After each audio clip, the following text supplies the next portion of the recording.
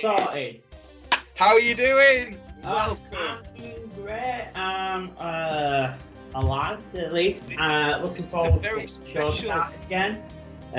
With all you beautiful people out there, especially you. Some crazy stuff we've got to talk about, haven't we? Yeah, so let's just quickly. So this is a special Smack Talk. I haven't done a video for, I would say, since Royal Rumble. That's the last video I've done. So Hey, that's like 5 months. that's a good time away. Yeah. So if you haven't looked outside, you might have noticed there's a pandemic going on. What pandemic? There isn't one. Overnight, it's all fake news. Fake news, fake virus apparently, some people. Yeah.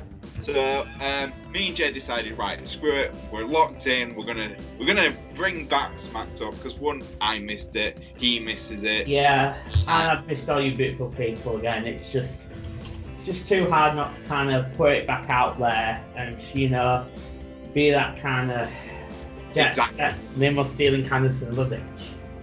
So we're gonna talk about some things. I kind of sent you a list of things we wanted to really talk about, really, didn't we? Yeah, we went over kind of a few key things, especially over the past week with Money in the Bank. Releases, WWE releases. I think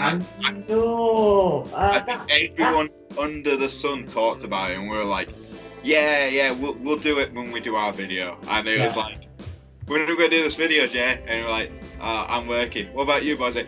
Oh, I'm working too. Yeah, but fun of adulting, isn't it? All the fun, whilst all the WWE universe gets to talk smack about it since it's happened. But we're gonna have a chat on this one, go through a few things, kind of some of our first impressions and kind of any big shockers. I've got one that was a shocker to me, but we'll talk about that later. We'll talk about it. By the way, like the hat, great hat. What hat? Support Progress Wrestling. How am I saying that? Yes. I did briefly see the hat a moment ago in your chat, but you know what? We need to kind of probably go down that as well in another show, get some progress in there. Yeah, progress because but yeah, keeping. So I think we should probably talk about the older subjects first, and we'll get on to like the more recent things. So let's talk first about WWE releases, because for me, holy crap, you know, that I think for me that was like, oh wow, Vince is not joking around anymore. No, definitely not with the releases. And kind of what? Just having a beer. Sorry, my bad. What are you doing? I'm drinking while I have to listen to you talk. Cheers. Absolutely. You know, courteous as always. So, yeah, for me, the biggest shocker was Rusev. I mean, he had his thing, Rusev Day, and then all of a sudden he's kind of just been let to roam in the wild, along with other famous names, as we know, like Kurt Angle, although Kurt's a bit different. You know, he's more on the track of retiring down from wrestling as such. But for me, it was just mainly Rusev. That was the one that got me the most. I mean, how are we going to have to say Rusev Day anymore? We just can't. I know, and devastated. And the thing is, like, everyone's going, oh, where's he going to go? And then, like, he kind of went out and said, oh, I'm going to become a Twitch player. Twitch player? Yeah, he's going to be, he's not, apparently he's had enough of wrestling, he's going to be a Twitch player.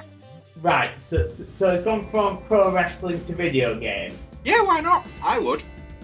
For reals? Yeah. Could you imagine that though, if you're on Twitch and all of a sudden you're some guy go, Rusev Day, you're thinking it's a joke. You can't use Rusev. You can't use Rusev anymore. So it's like, I recognise that voice. Oh, you wouldn't want to go against him on the game though. It's you get your ass kicked. You get your ass kicked when I just let him decide, that's fine mate, I'm off. So yeah, what were the biggest one for you then? The biggest shock from the releases? I know this sounds weird. Zack Ryder. I just didn't expect it. I honestly thought Zack Ryder was a lifer. Like, the guy's always been like lower mid card, but he's practically held every title. He's tag team champion, intercontinental champion, US champion. He only had one more, and he was a Grand Slam champion. Yeah, he did hold a lot of titles, and he did kind of do quite a lot for the company. So I can kind of see where you're coming from on that one, but it's just kind of, where do we go from there? I mean, who's next? I mean, are they releasing any more at all? Well, there's been a few more. Obviously, there've been a few more which kind of came out recently, but they're all NXT stars, and you kind of look at them and you go, well, if they weren't going to get used on NXT, where Triple H is pretty much, let's be honest, it's the best roster out of SmackDown and Raw. It's NXT. It's definitely one of the strongest at the moment. Oh man, I argue every day that NXT is the best show for wrestling fans. Now I know some AEW fans can go, AEW beats it every week on the Yeah. I'll be like, right, okay, but you obviously don't like wrestling then, because but we know what AEW fans, you know, they've got the head up their asses too often these days. Oh, Jay, they're gonna slaughter us on this, man. Oh, I don't know. You don't like me wrestling.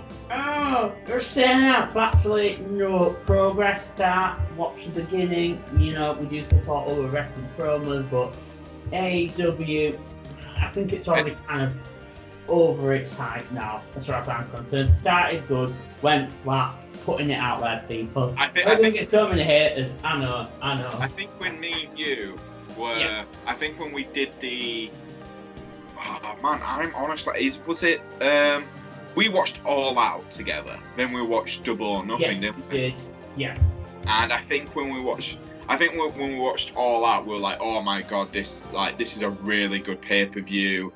We really enjoyed it. We thought it, I was going to say, it reminded me of the old school Attitude Era. That's kind of what got me on board with AEW, because I was like, oh my god, this is just like proper early 2000s Attitude Era wrestling at its best. And yeah, I would just absolutely excited about it.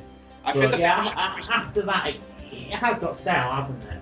Yeah, I know that they're going to say, well, we've got the best tag team division, and I won't deny they've got a really good tag team division. You've got Young Bucks, you've got teams coming in there, and it is starting to build up to be a good division. And let's be honest, the tag team divisions in WWE, I'm also including NXT on there because I think theirs is very weak right now, is poor. And I think AEW's tag team division does hold its own, and I think, wow, that is something very specialised for that company. But when I look at the main event, you had Chris Jericho, AEW champion. Your first AEW champion was a WWE guy. No matter what you say, Jericho's always going to be linked with WWE. Yeah. Casual fans. That's where he made it. That's how he became the name he is today for WWE. And I know for a fact we're going to have someone go, oh no, he started off in ECW and he started off in WCW.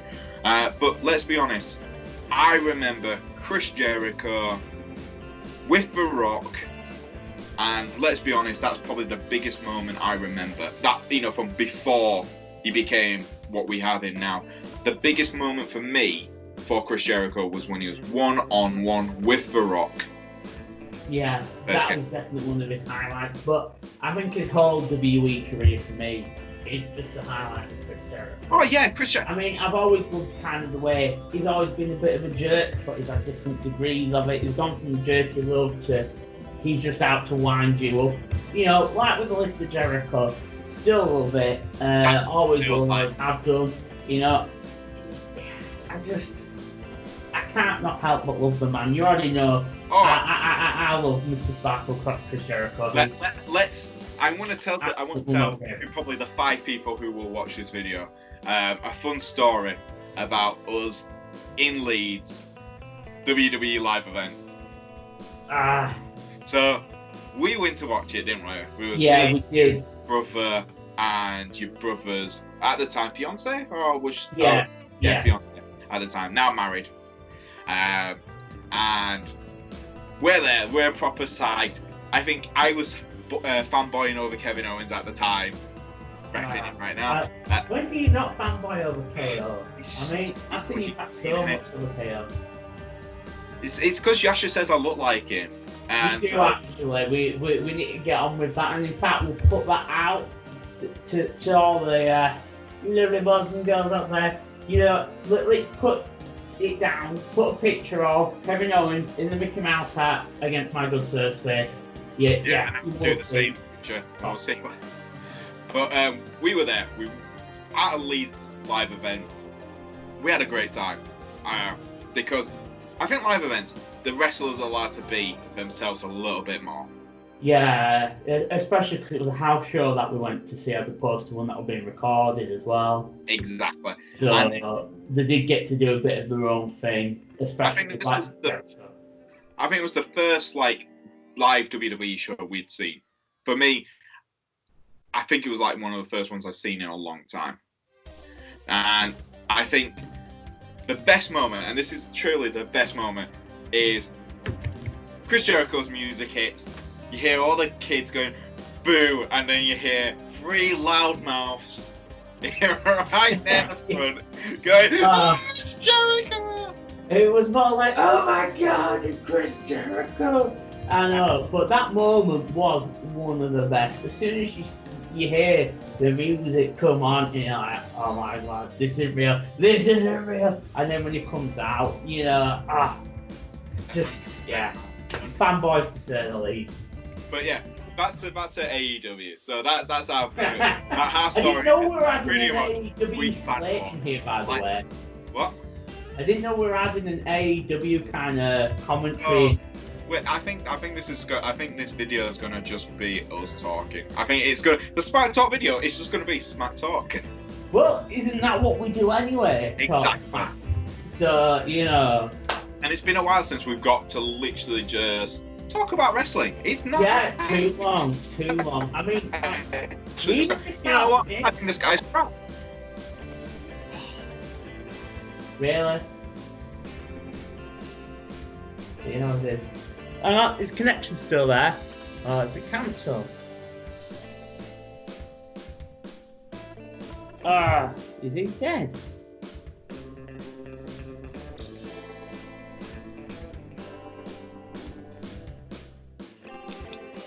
Jay? Yeah. I can see you. It paused. Right. Moving. Is it You're back. okay? Can you hear me? Yes, I can. Right, perfect. Right, that's going to be fun. I'm just going to keep that in. Yeah. But it was a good tangent, that. But yeah, okay, keep that one in. So I didn't hear anything. It just went, lost connection. I was like, Oh. So, like, I just want to go back to that. I was like, so we had Chris Jericho, AEW champion. We now have Jon Moxley, aka Dean Ambrose. I know they're gonna go, he's not Ambrose anymore, he's Jon Moxley. He's always gonna be Ambrose, no matter what. The former WWE star is the champ. Yeah, it's weird that, isn't it? Yeah, it is weird that. You know, not because that's where the talent were or anything. You know, exactly. I mean, you've got now Matt Hardy now joined AEW. You've got Luke Harper, who's now Brody Lee, who again, it's like, oh come on, yeah. I'm all right with, like, if they're going to be used, and it seems like Matt Hardy is going to get used, and it's good that he's gone to a company like that and he can just be creative. He is very creative. We saw the broken Matt Hardy stuff, and we're like, you know, when he came back to WWE, me and you fanboyed like no one's business. That was one of my favourite Mania moments. Still is, actually. It's up there, isn't it? It's up there for one of the best. And then I think now that we've had so many releases, and now we're getting back to the original subject with releases from WWE, everyone, no matter how high they were on that pecking order, for me, it seems like every other person is gone, well, they should go to AEW to be used. And I'm like, But if everyone goes to AEW, what about the stars who AEW are trying to build up? You can't just have an influx of massive talent and just expect. But at the same time, AEW might not be able to afford all that talent. You know, I'm sure their predicament isn't much different to WWE's at the moment. So, I just don't know if people are getting that. It's not like there's a magic pot of money with AEW and they can just say, I will buy them all. Yeah, I know. Get real, because they might have to do the same. In a week's time, there might be a shocker out there that they release half of them, maybe Chris Jericho. You know. Exactly. This is just. I think this pandemic, this virus is kind of. It's obviously we've got stuck in, and I think the quality of wrestling has gone down with the empty arena shows and stuff like that. Yeah, but that was to be expected because half of the event, as we know, it's the crowds. That's part of the show. It's not just how they perform in the ring and outside the ring. It's how the audience reacts. You know, that's half the entertainment. I mean, going back to the old days with Kurt Angle, the happened with Kurt Angle when he came down, everyone would chant, "You suck." Exactly. You suck. And that's it, you know, so it was to be expected, but in a sort of good way, at least they're still keeping the show going and, you know, trying to give something, still keep us entertained and, you know, getting things on with it. Exactly, I completely agree. I think it's a double-edged sword with this kind of thing, because obviously I'm not going to say, oh, I wish, you know, there wasn't any wrestling, because I think after a while we'd go, I as a football fan, you've seen what I've been like. I was like, still say the least over that. So it's like it drives me crazy, and you know, having that sports, having like Raw and SmackDown and AEW and NXT still doing some bits is fine, but obviously there's a bit of me like, well, they should be at home. They should be at home safe instead of performing. Yeah. So there's always that two-sided thing in there. There's like that bit of your brain which is like, no, I need entertainment myself. And then there's the other half where it's like, no, you need to protect these people, because let's be honest, you don't want anything to happen to them. No, definitely not. Definitely not in this situation. But I'm sure, you know, WWE is taking every precaution they can to, you know, protect the superstars who are, you know, doing the job and kind of keeping us entertained. Yeah, whilst we're all. I think so, wouldn't you? You'd hope they would. Yes. So this kind of moves me on for another subject I really wanted to talk to you about, was the Roman Reigns and Sami Zayn situation. Obviously, two superstars who decided we're not doing anything. We're going to go home. We're going to stay in quarantine, and there's like been a lot of bit of buzz with this, with a lot of like. They're saying, oh, WWE are kind of like keeping Roman out of like mentions and stuff like that, which makes sense. They'd, you know, if he's not on TV, why would you mention him as a superstar? If he's not going to be used in storylines, you don't need to talk about him. Well, you can't. We're going to say, if you can't get him into the storylines, you can't get him into the matches. There's no point kind of building him up until he's able to come back. Exactly. It's pretty pointless, because it's like Roman Reigns, it's like, well, what have he done? You know, exactly. It's just pointless. Exactly. So for me, Sami Zayn, who also decided, I'm not going to risk it, I'm going to stay at home. Intercontinental champion, he's now been stripped of the title because he can't defend it. And like people were, oh, you know, this is ridiculous, taken away from Sami. And Sami's kicked off online, obviously. But I think that's Sami Zayn, the character, not Sami Zayn, the person. Where they've gone, right, we're taking the title off you. Which makes sense. It's storylines. Let's be honest, if you're not going to be there, you take the title off someone, correct? I would say correct, but we have a certain person called Brock Lesnar, who's no longer champion. So Drew McIntyre. But saying that, I said this to you, since Paul Heyman's taken over on Raw, we've seen a lot more Brock Lesnar. I think we've seen a hell of a lot more Brock Lesnar. I'm not a Brock Lesnar fan. You know I hate Brock Lesnar, but he's been there. Even through the pandemic, I was like, he's not going to turn up. Brock Lesnar doesn't have to turn up, and he still turned up. He barely turned up to defend his own championship when he had it. So exactly. So for me, as a wrestling fan, when you got a champ, like every other champions were there, and Sami wasn't. I like Sami Zayn. I wanted Sami Zayn to be a champion in WWE for a hell of a long time. Yes. But I remember when he was a babyface. He's champion quite a lot. Exactly. So having Sami lose the title because of this, that means when he does come back, he can literally say, I never lost my title. I want it, I want to fight for it. Yeah. And let's be honest, if Sami Zayn and Roman Reigns returned when they're back alive having crowds in the arenas, there's going to be huge pops for them because people are going to be like, yeah, they've come back as well. So, we'll see. Yeah, I think we'll probably be Sami, especially because of the title strip.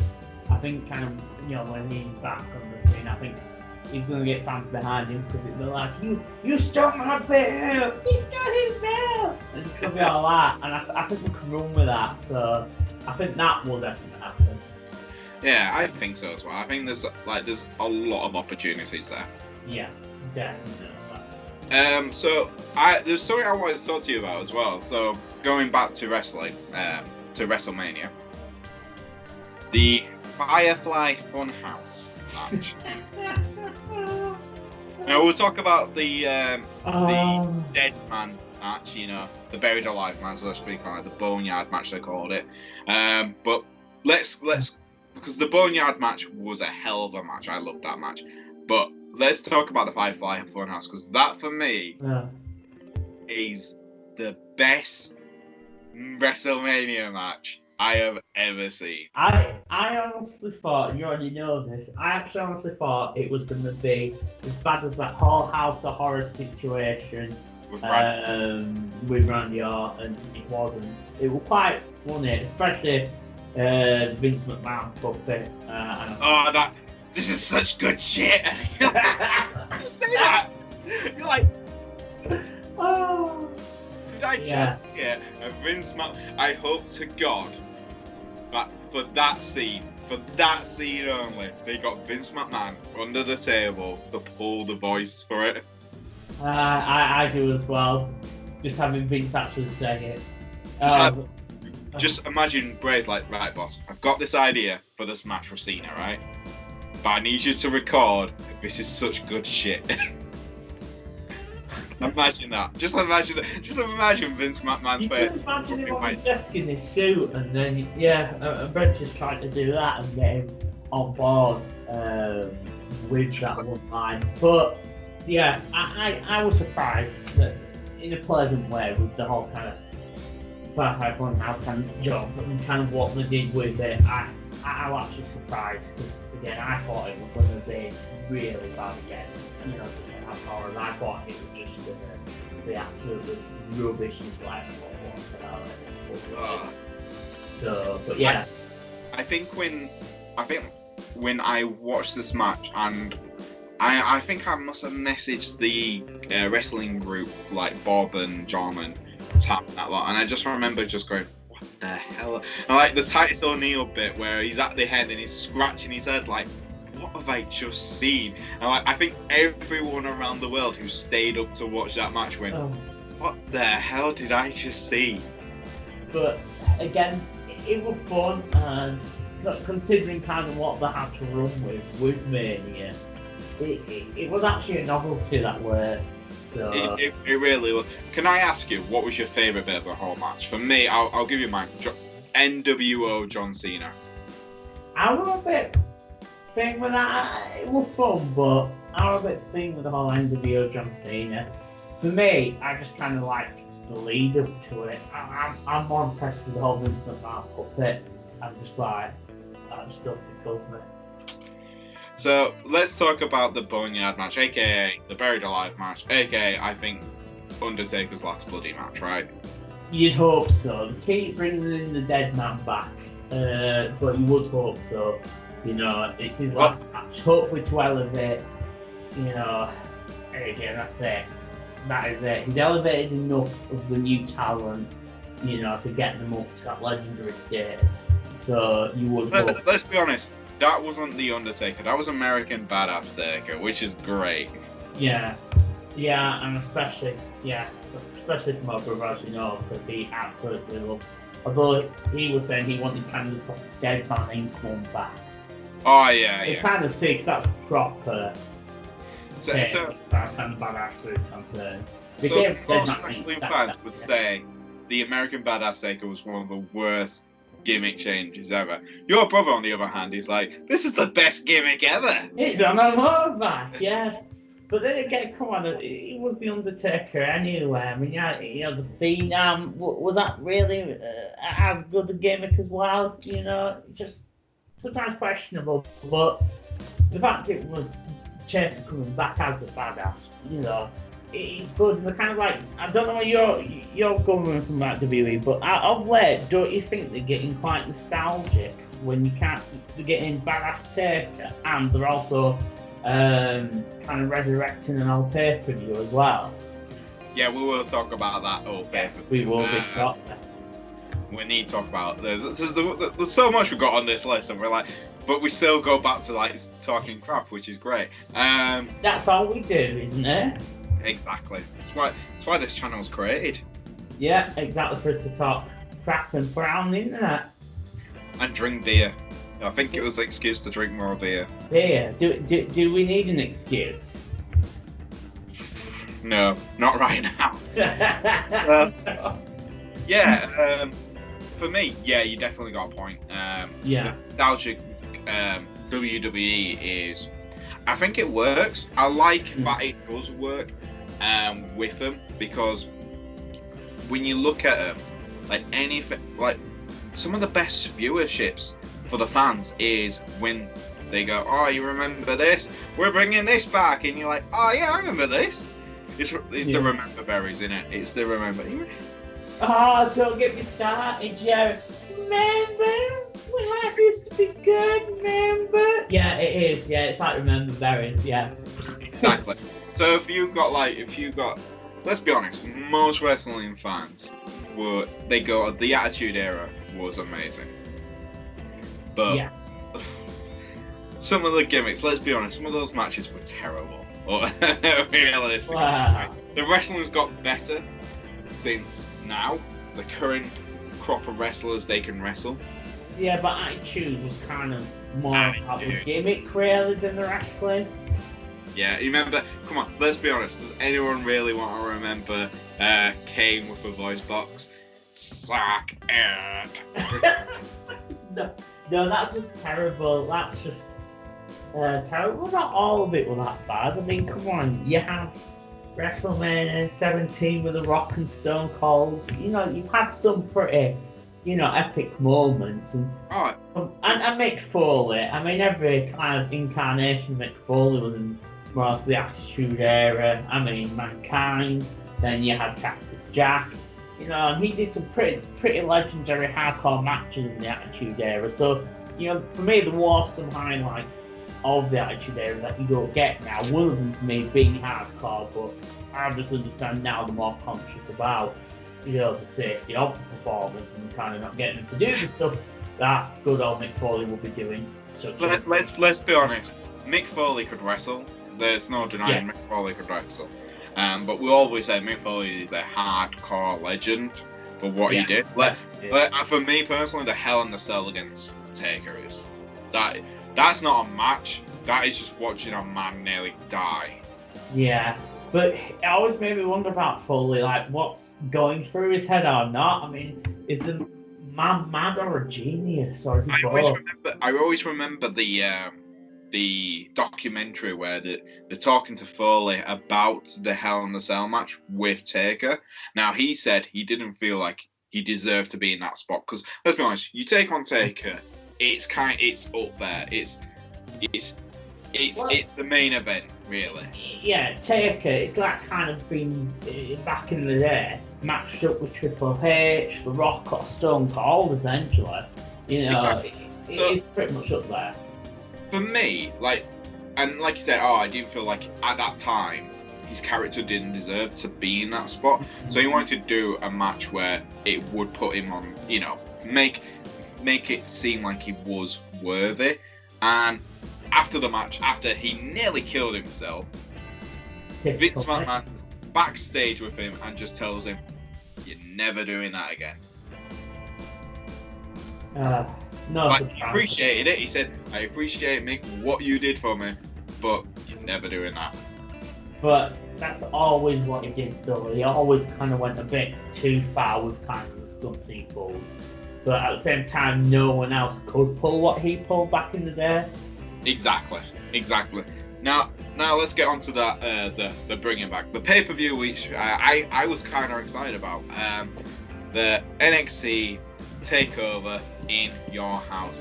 Like in your house, if you're quite young, you probably wouldn't have remembered In Your House. I was very young when old school 90s again, though, isn't it?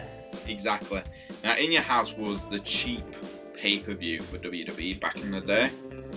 So the idea was, it's not going to be a WrestleMania or SummerSlam. In Your House, it's at a cut price, but it's lesser matches. AKA, you're going to see your superstars, but it's not going to be for every title.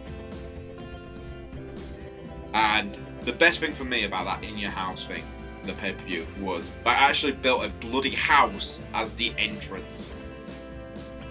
Now, if you're me and you're in charge of NXT, I'll be like, right, Vince, we're building a house. What for? Why are we building a house? For an entrance. So NXT TakeOver, they better have a bloody house. Someone better go through the front door. Like, they'll smash them through the front door or something. Well, we'll kind of see whether they do get the house. Might not even be like a proper house, though. I think it's just a little door and that's it. That I did disappoint. Wouldn't you be disappointed in that? I want a proper house. I want someone to get their head rammed into a garage. And then, yeah. Then, like, how's it in the house? It wouldn't it be cool, though, if the entrance was a full house with some floors on it and then someone just kind of got rammed through a window off the top floor? I would love to see that. That's murder, Jay. That's murder. No, that's hardcore. Okay. Sheesh. So what was your thought when because I sent you the clip of Triple H and Shawn Michaels and Road Dogg announcing In Your House return? You see, I was kind of mixed with it, and this is where, like we were talking about earlier, about the whole nostalgia factor coming back into play. Part of me like, another part like, it'd be good to get the nostalgia back, because I think, again, with all the pandemic business, now more than ever, I think it's important that we kind of get a bit of that back, really, just to kind of cheer things up. So I think it's going to be bad, but probably in a good way, like a kind of tacky, kind of cheesy 90s kind of, I don't want to say kind of like the Remember style, but I kind of think it's going to be pretty bad, but knows it is. He's got to know it is, and that's kind of what I'm expecting of it. When I saw the clip, part of me were looking and thinking, come on, Triple H and Shawn Michaels, you've obviously, they know it's going to be bad in a cheesy way, but it should be in a good way, especially because it's NXT who's got its hands on it. So I think it could have bring a bit of that edge to it that NXT always brings. So I'm kind of hoping it's kind of going to have that cheesy 90s kind of vibe, but kind of up it with the ante a bit, as you would expect with NXT. So mixed bag really, but that's kind of where I see it as far as kind of my expectations are concerned. But again, top floor house window, it's all I ask for, guys. Yeah, you want top floor murder. I want someone's head getting rammed through a garage door. You know, if we get either of those, we're happy. Really, really happy. Yeah, not that kind of.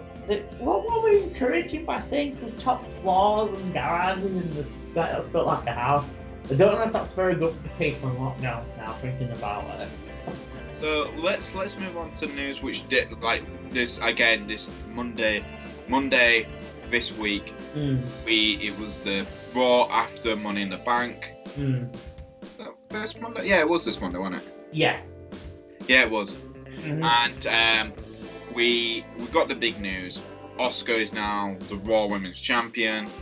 Becky Lynch relinquished the belt because she's pregnant. Congrats, by the way, Becky. Yeah, congrats. I hope the five. So that means we've got Mini Rollins on the way. Yeah. Wow. Mini Rollins and Mini Becky's. We've seen that. That kid is if it doesn't stomp someone by the time it's 4, I'm going to be really disappointed. Are you personally going to go over and say, look, you have not raised this child correct? Well, it's going to have pedigree in its life. It's going to have it's going to be it could be a world champion, that kid. Vince will wait till it's 18. Oh, you're going to sign a 6-year deal, kid. Vince, why have you got a Futurama head? Who knows? You could see Vince actually doing that, and that's the scary thing. So yeah, Becky, I was like, the news kind of got out before Raw was shown. So like, some people like myself kind of had, like, the rumors were there. Yeah. The rumors were there that Becky was pregnant because it was pre-recorded. Obviously, everything's been pre-recorded. Yeah, so, well, it will be at more than. And it already kind of got out, and like, people like, oh, Becky's, rumor has it Becky's pregnant. And I think like a lot of people went, is she? Really? Really? Yeah, I'm gonna say it's more than really kind of thing. But in a way, how did you feel though? Because I know Becky's one of your kind of favourite, female superstars. So how were you with all the rumours? And then when the bomb was dropped on Raw? There was a little bit of me that died. Yeah, that's what I expected. You know that scene where in Dumb and Dumber where he goes, "So you're saying there's still a chance?" Until they got married, I was like, "So you're saying there's still a chance?" Yeah. No, there's no chance. No chance. No chance now. I was happy. I was getting to a stage. I'm going to say this as a wrestling. I'm going to take away from Boyze fancying Becky Lynch. I'm going to now just say Boyze talking as a wrestling man. I was kind of getting to the stage now where I like the man. I like the man character. But after a while, you kind of look at it and go, right, Becky needs to drop the belt. Now, that wasn't me thinking, oh, she needs to drop it and have a kid or something like that. I wanted a story where she either loses the belt to a badass heel like Shayna Baszler, or that, she turns heel and that we build up a babyface character to take the belt off Becky Lynch. And I feel like Becky going now is going to do so much good for her character in whatever time she returns. I reckon it's going to be 2 years. I reckon Becky Lynch, we won't see Becky. She might come back and do cameos.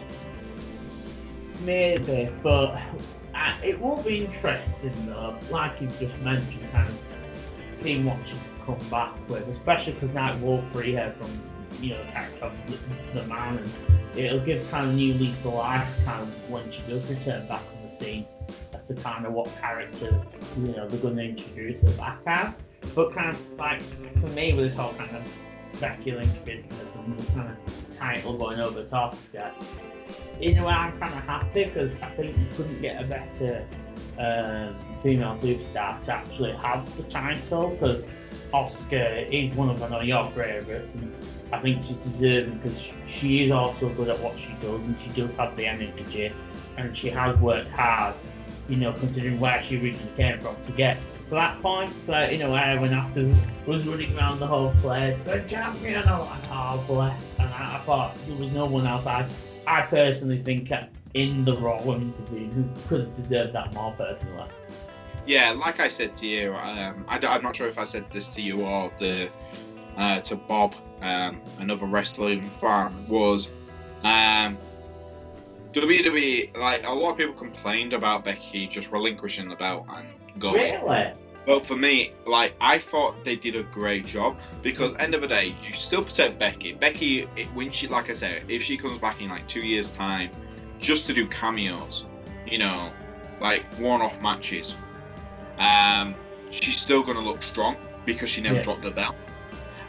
It's it's done a great job for Asuka because it put Asuka over because Yeah, it has. the promo with Becky pretty much stating that Asuka's always been the one to beat her or push her to a limit. That's been great. And you kind of turned Asuka, who was, let's be honest, a baby.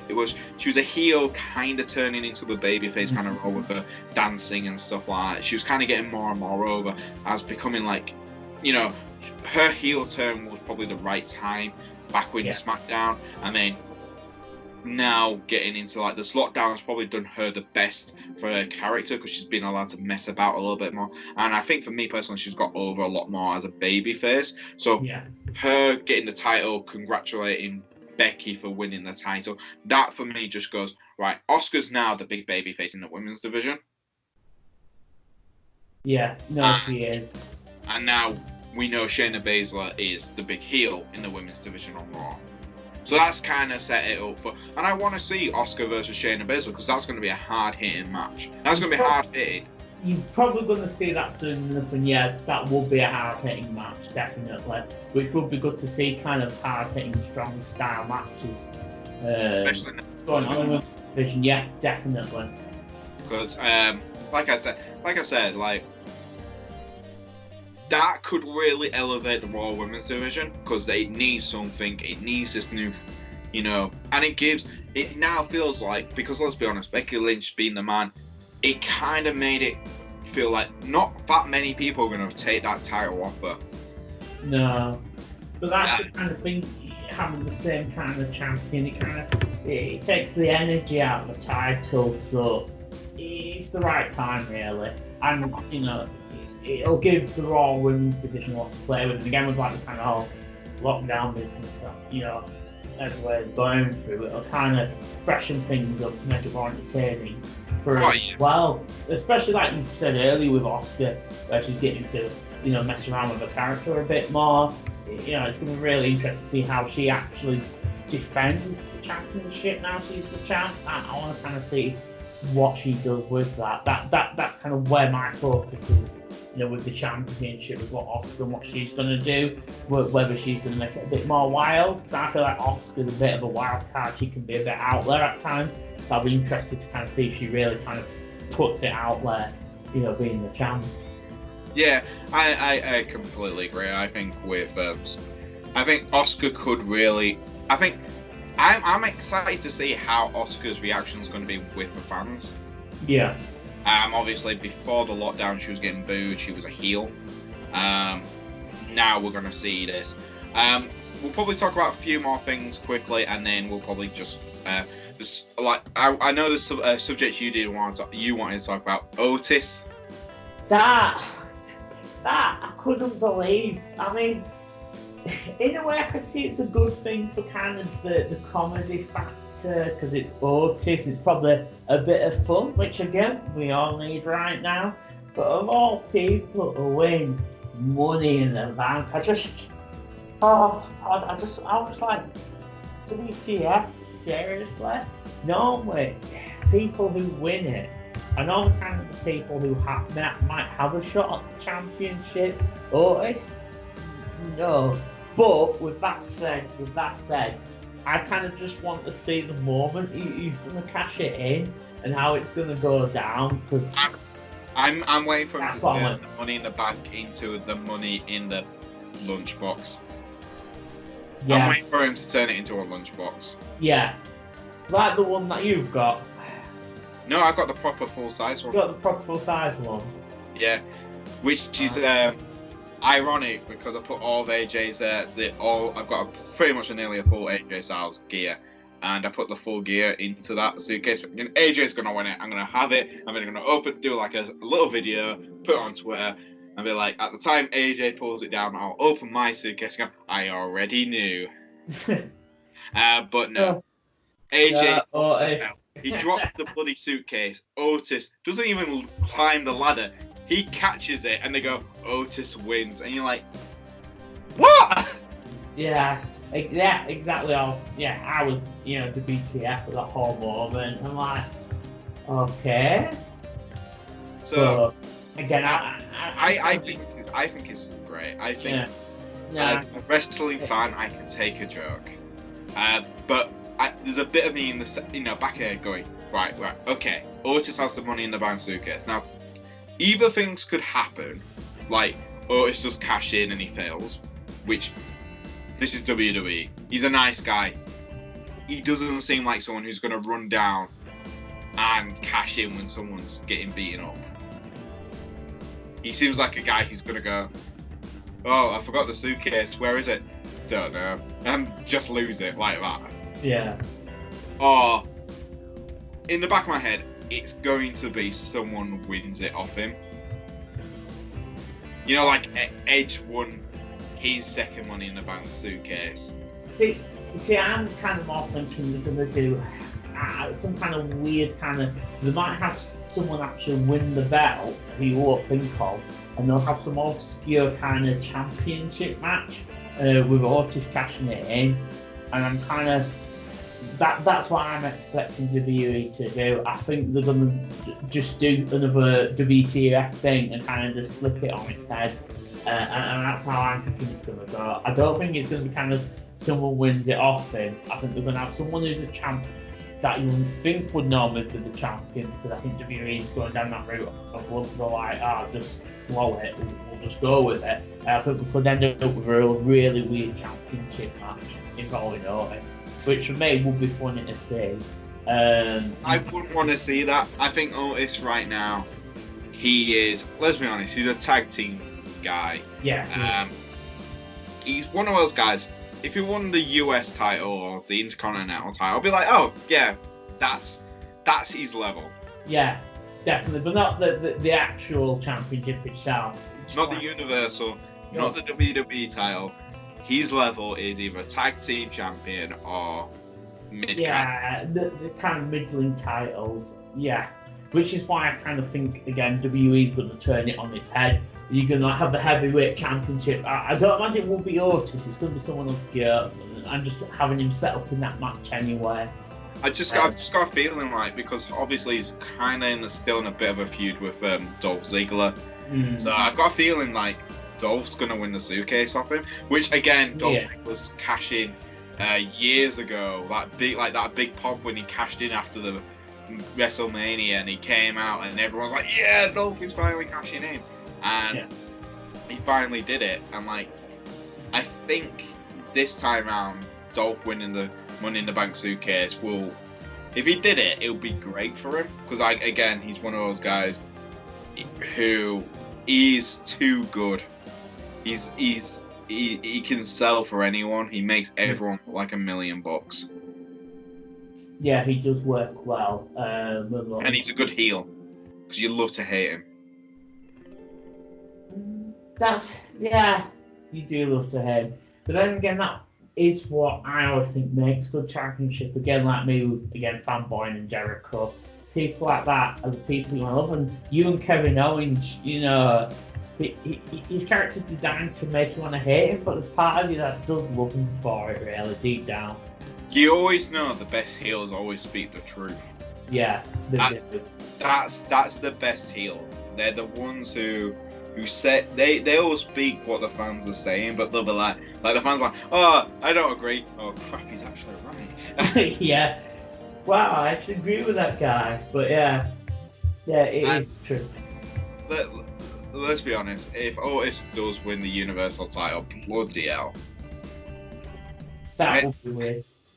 I don't think he's going to win it as such, although it would be funny if he did, but I think anything's possible at the moment. I think WWE's going to be a bit more experimental with some of the stuff they're doing.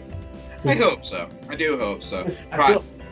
Yeah. So last subject. Well, this is a subject I wanted to talk to you about. So I wanted to say so for you, I wanted to talk about favourite wrestling matches really quickly. Now, you can pick any wrestling match from any time period, any wrestlers, but I think this is a good way to end it. Your favourite wrestling match of all time.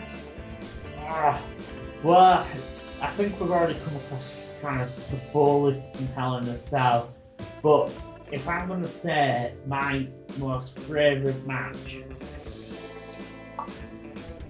no, I'm not going to go with the Stone Cold kind of rock. That's kind of...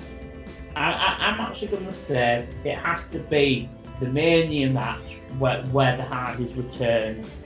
I have to say that is one of my favourites, just because of who it helped to elevate with kind of who they already had on, and kind of it put me in that weird position, because that one it had, if I remember correctly, it had was it Cesaro and Sheamus in that one?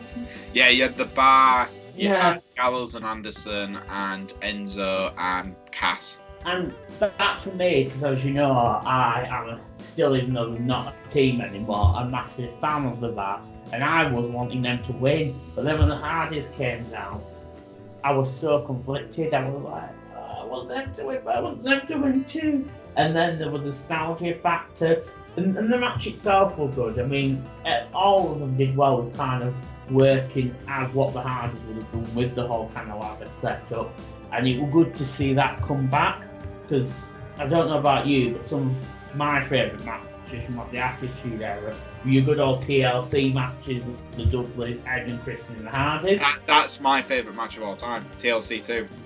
Hey, how did I know? Because So, it's got yeah. Christian in it. My favourite tag team of all time. Absolutely. Like, I remember, so this is going back years. You remember Blockbusters? What's what? Yeah, I do actually. It's like a distant memory.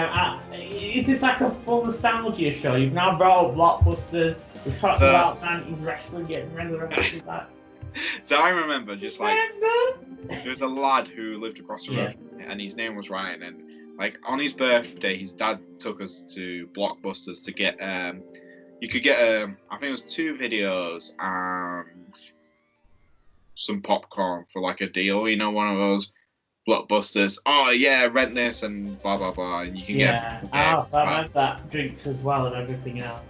Yeah, so we rented WrestleMania and WrestleMania. I'm gonna say X7, and we're watching it. Brilliant, man. You know, brilliant pay-per-view. Yeah. Absolutely. And I just remember, like, I'd been watching wrestling a little bit. It was, you know, when it was on in the background. It was on at, you know, when Sky had it on. Yeah. Stuff like that. And I remember just being like, oh yeah, it's cool. But I wasn't really fully into it. And I remember just the TLC match. Edge, Christian, the Hardys, and the Dudley Boys. And I was just, there you go. That's, there, I'm hooked. Put it in my veins. Yeah.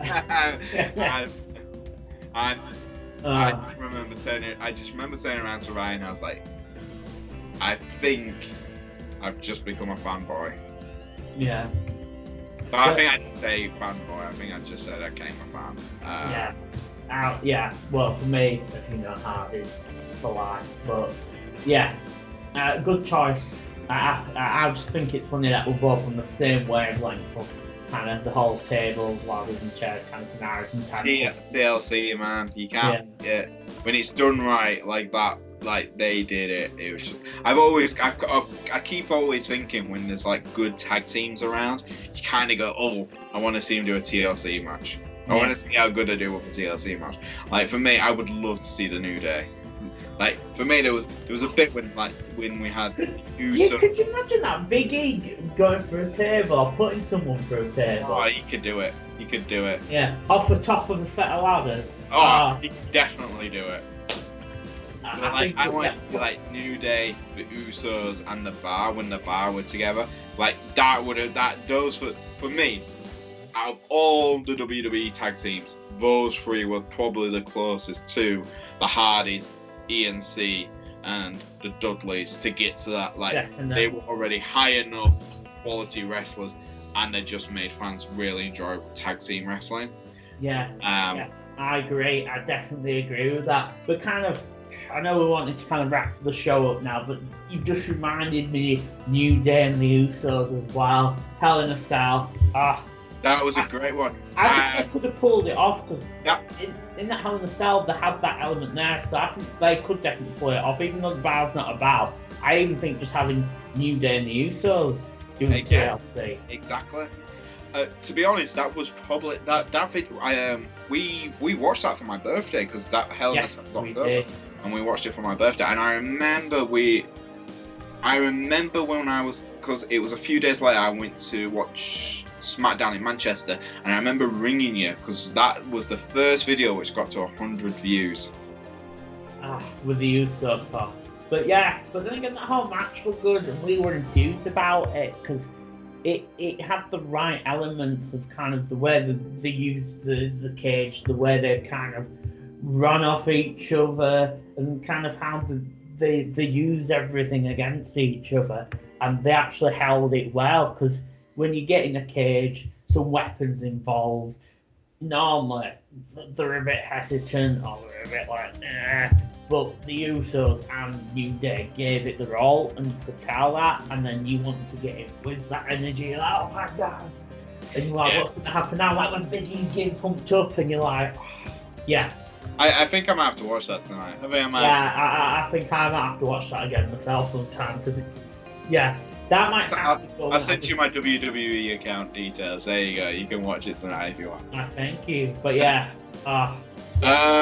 so one, I think, like, quick wrap up. So pretty much, I think we've covered a lot of stuff. It's nearly been an hour video, so this is thanks, dude. I know, it's been enjoyable, and it's kind of been good to talk about wrestling again, especially after all this time. We've not even normally we watch Mania together, and we've not had that because obviously the lockdown. So so if we do try and do something, and hopefully they're saying, like, when everything eases up, I'm gonna book some time off in October, so we'll probably do like a pay-per-view watch together in October. Definitely. We need to do reactions again and talk and kind of get back out there like we used to. So yeah, same here. So we will do something. We're gonna try. I think if we try and do, I'm not saying this sort of just for the channel, but if we do try and bring like a video back every 2 weeks. Yeah. So I'm thinking maybe once a month for now, and then maybe 2 weeks. But I'm happy to join once a month, kind of keep things going, because I've really enjoyed this, doing the show again and just talking.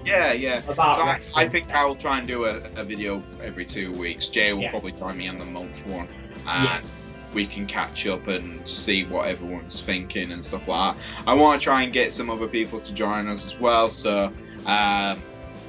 Hopefully at some point we can get your brother to Skype in. I'm sure we can, because we keep mentioning him in these videos. He is a great guy. He's a massive wrestling fan, and his opinion, especially when we're talking about we talk about Taker and everyone else he likes. So we're gonna sign off now, guys. But I just want to say thank you for watching. If you have checked this video out, I know it's been a long time since we've had a video out. So I just want to end this video with a woo!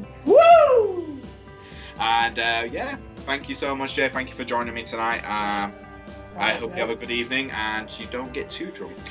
And likewise, don't drink too much beer, and thank you very much, people. And remember to like and subscribe. Subscribe, guys.